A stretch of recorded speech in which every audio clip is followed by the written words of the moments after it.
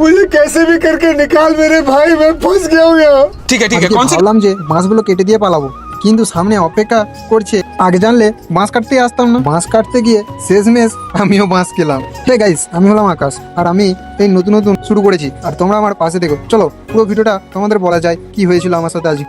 কারণটা হচ্ছে আমাদের একটা ঘর পড়ে গেছে, তাই ওই ঘরটা আমরা ঘরের ছাউনি করব, সেই জন্য আমাদের বাঁশ লাগবে।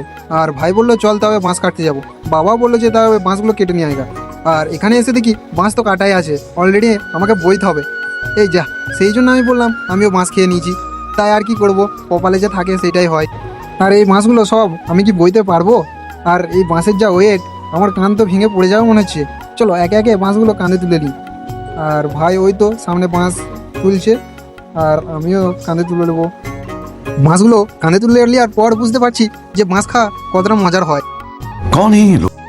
আর কে কে মাছ খেয়েছো অবশ্য কমেন্ট করে বলেছো, আমি তো খেয়েছি। চলো এটুকুই ছিল আজকের ব্লগটা, আর কাজ করে গাটা ঘেমে গেছে পুরোটাই। চলো এরপর পাখার হাওয়ায় বসতে হবে। বুঝতে পারছো মা বাবার কতটা কষ্ট হয়। ভিডিওটা কেমন লাগলো অবশ্য কমেন্ট করে বলেছো, কারণ আমি ভিডিও বানাচ্ছি তোমাদের আশায়। তোমরা না যদি সাপোর্ট করো তাহলে আমার ভিডিও বানাতে মন যাবে বলো।